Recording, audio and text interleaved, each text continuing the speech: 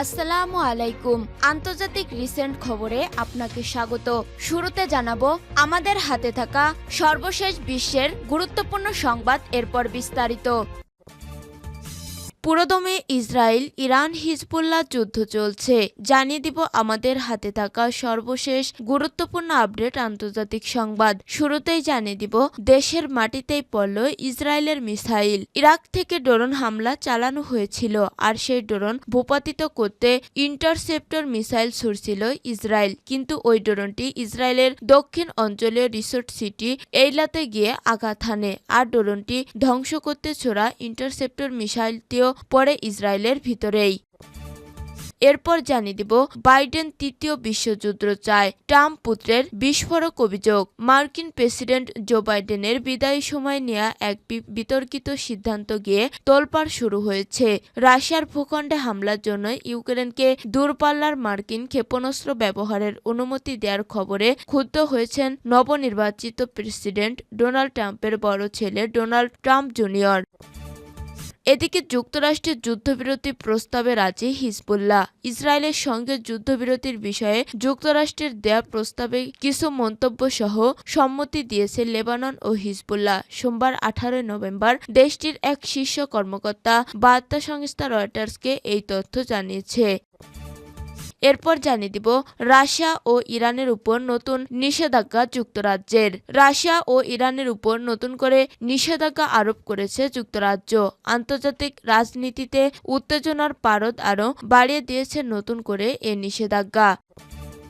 এবং সর্বশেষ জানিয়ে দিব সৌদিতে ২১,২৬৭ জন প্রবাসী গ্রেপ্তার। সৌদি আরবে ২১,২৬৭ জন প্রবাসী গ্রেপ্তার করেছে দেশটির পুলিশ। তাদের বিরুদ্ধে আবাসন, শ্রম ও সীমান্ত আইন ভঙ্গের অভিযোগে রয়েছে। গ্রেপ্তারকৃতদের মধ্যে ১৮,৫০৮ জন পুরুষ এবং ২,৭৫৯ জন নারী। খবর গালফ নিউজের। রোববার ১৭ নভেম্বর এক বিবৃতিতে সৌদির স্বরাষ্ট্র মন্ত্রণালয় জানিয়েছে, সরকারের অন্যান্য সংস্কারের সঙ্গে সম্মতিভাবে গত ৭ নভেম্বর থেকে দেশজুড়ে বিশেষ অভিযান শুরু করে পুলিশ। এ সময় ১১,৬৬০ জনকে আবাসন আইন ভঙ্গ, ৫,২৮৫ জনকে সীমান্ত বিধি ভঙ্গ এবং ৩,২৩২ জনকে শ্রম আইন ভঙ্গের দায়ের গ্রেপ্তার করা হয়েছে। প্রিয় দর্শক, এতক্ষণ শুনছিলেন সংবাদ শিরোনাম, এরপর বিস্তারিত। তবে তার আগে বন্ধু জানিয়ে দিন আপনি কোন স্থান থেকে আমাদের সংবাদটি দেখছেন এবং শুনছেন। জানিয়ে দিন এই সংবাদ সম্পর্কে আপনার মূল্যবান মতামত। আর বন্ধু, গাজা যুদ্ধে আপনি যদি নিরীহ ফিলিস্তিনিদের ভালোবেসে থাকেন তাহলে কমেন্টে ইয়েস লিখে বিশ্ববাসীকে জানিয়ে দিন। আর আপনি যদি আমাদের চ্যানেলে নতুন হয়ে থাকেন তাহলে ভিডিওটি দেখতে দেখতে চ্যানেলটি সাবস্ক্রাইব করে রাখুন, যাতে করে আমাদের পরবর্তী সংবাদগুলো সবার আগে আপনার কাছে পৌঁছে যায়। এবারে বিস্তারিত। দেশের মাটিতেই পড়ল ইসরায়েলের মিসাইল। ইরাক থেকে ড্রোন হামলা চালানো হয়েছিল, আর সেই ড্রোন ভূপাতিত করতে ইন্টারসেপ্টর মিসাইল ছুড়ছিল ইসরায়েল, কিন্তু সেই ড্রোনটি ইসরায়েলের দক্ষিণ অঞ্চলীয় রিসোর্ট সিটি এই এলাকাতেই গিয়ে আঘাত হানে, আর ড্রোনটি ধ্বংস করতে ছোড়া ইন্টারসেপ্টর মিসাইলটিও পড়ে ইসরায়েলের ভিতরেই। ইসরায়েলের প্রতিরক্ষা বাহিনী জানিয়েছে, এই ড্রোন লক্ষ্য করে বেশ কয়েকটি ইন্টারসেপ্টর মিসাইল ছোড়া হয়, সেগুলোরই একটি এইলাতে গিয়ে পড়ে। তবে এ ঘটনায় হতাহতের কোনো খবর জানা যায়নি বলে জানিয়েছে টাইমস অফ ইসরায়েল। সোশ্যাল মিডিয়ায় ছড়িয়ে পড়া ভিডিওতে দেখা যায় শহরের আকাশের উপর দিয়ে ছুটে যাচ্ছে মিসাইলটি। এরপর সেটি উপকূলীয় এলাকায় একটি হোটেলে গিয়ে পড়ে।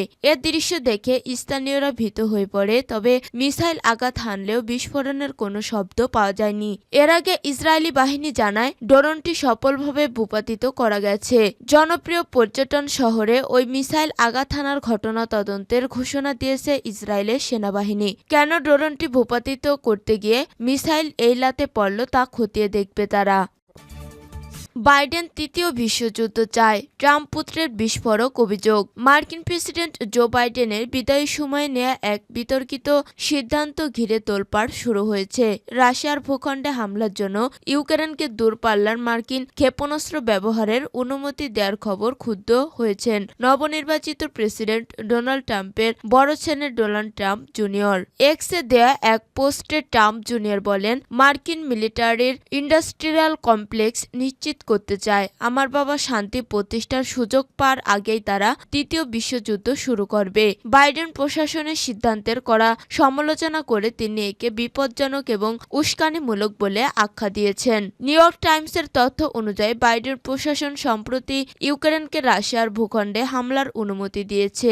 আগে এই ধরনের পদক্ষেপ নিতে মার্কিন প্রশাসন সতর্ক ছিল, কারণ এটি রাশিয়ার পাল্টা প্রতিক্রিয়ার ঝুঁকি তৈরি করতে পারে। ফ্রান্স জানিয়েছে ফ্রান্স এবং যুক্তরাজ্য একই পথে হেঁটে তাদের অস্ত্র ব্যবহারের অনুমতি দিয়েছে।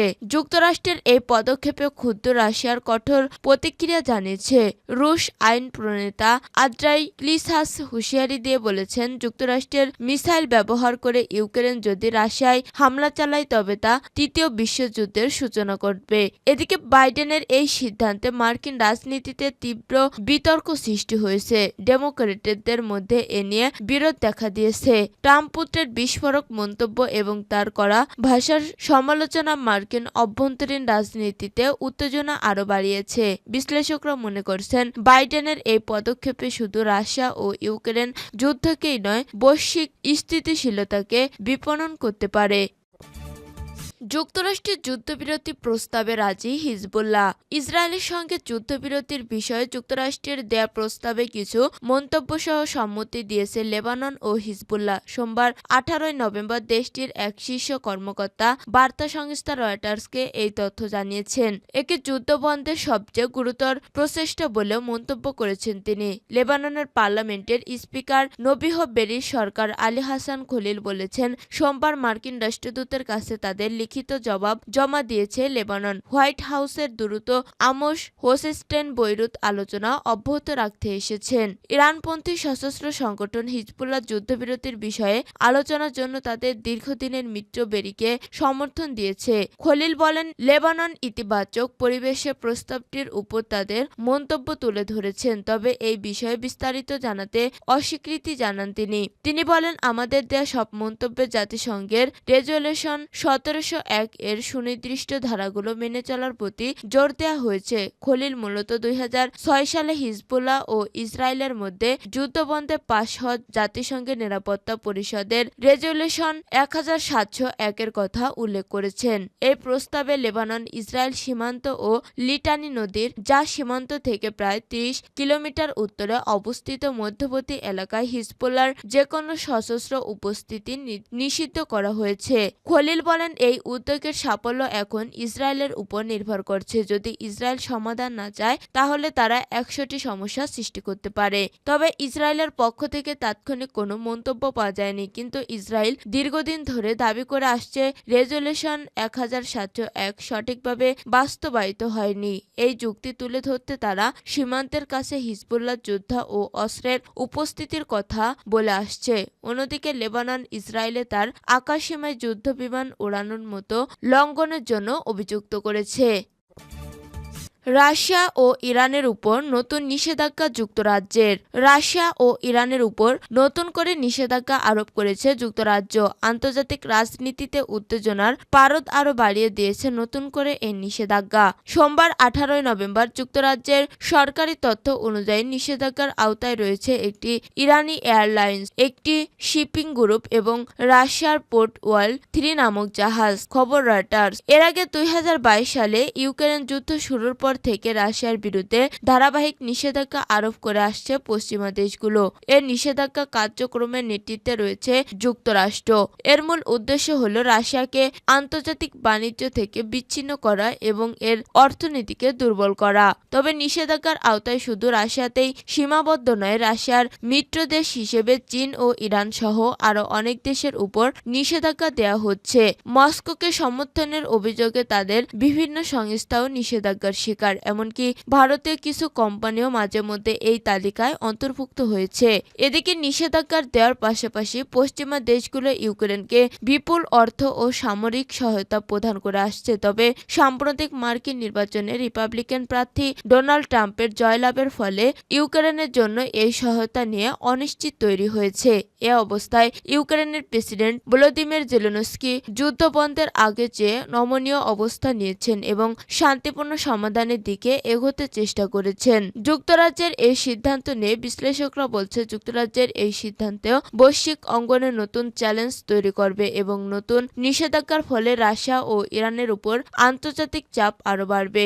এটি তাদের অর্থনীতি এবং কূটনৈতিক অবস্থানকে দুর্বল করতে পারে। তবে এই পদক্ষেপ আন্তর্জাতিক বাণিজ্য ও কৌশলগত সম্পর্কেও বড় ধরনের প্রভাব ফেলতে পারে।